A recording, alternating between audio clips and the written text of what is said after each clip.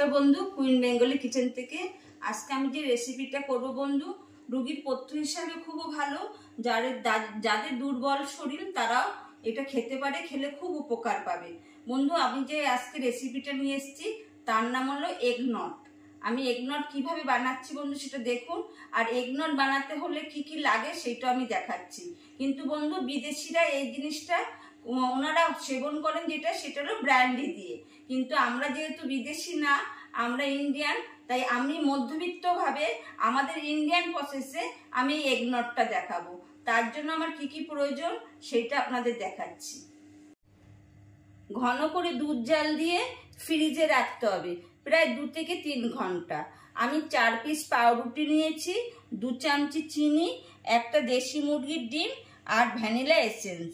এটা গেলাসে বা পেয়ালাতে সেবন করা যায়, যেটা কাপ বলা হচ্ছে।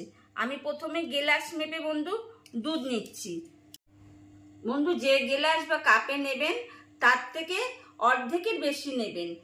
আমি এই মাপে নিয়ে নিচ্ছি।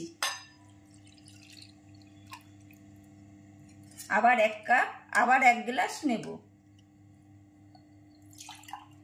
যেহেতু আমি 2 গ্লাস করব, সেই মাপে আমি নিয়ে নিচ্ছি।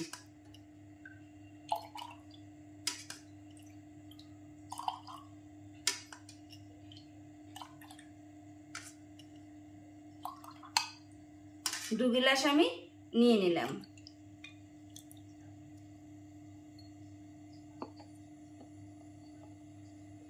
দুধটাকে সরিয়ে রাখলাম। এবার বন্ধু, আমি 4 পিস পাউরুটি নিয়েছি।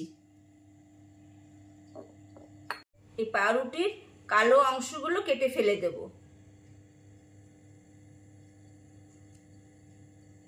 কালো অংশগুলো ফেলে দিয়ে এবার আমি 4 টুকরো করে নেব।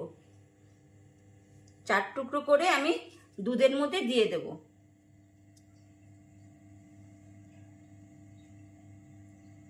বন্ধু, অতি অবশ্যই কিন্তু দেশি মুরগির ডিম নিতে হবে। 2 চামচি চিনি,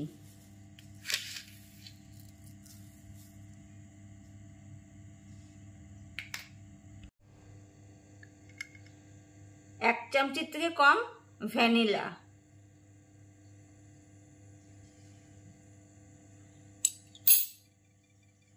বন্ধু এবার আমি এটা হ্যান্ড ব্লেন্ডারে মিক্সড করে নিয়ে আসছি।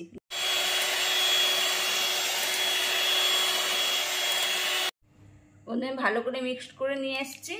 এবার যারা বিদেশি বন্ধু তারা এই মিক্সডের মধ্যেই ব্র্যান্ডি দিয়ে দেন, ওনারা এইভাবে সেবন করেন। ফ্রিজে রেখে দিতে হবে বা বরফ দিয়েও খেতে পারেন। বন্ধু, যাদের হ্যান্ড ব্লেন্ডারে অসুবিধা আছে তাহলে আপনারা ডালের কাটা বা ঘুটনি দিয়েও ভালো করে ঘুটিয়ে নিতে পারেন। আমি এবার গ্লাসে এটা দিয়ে দিচ্ছি।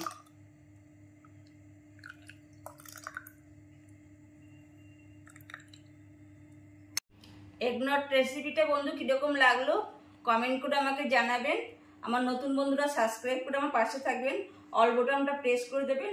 আর যে বিদেশি বন্ধুরা আপনারা এটা দেখে যদি ভালো লাগে অবশ্যই ব্র্যান্ডি দিয়ে সেবন করবেন। দুর্বল যারা তাদের খুব কাজে লাগবে, আপনারা এরকম বানিয়ে সেবন করবেন, খুব উপকার পাবেন।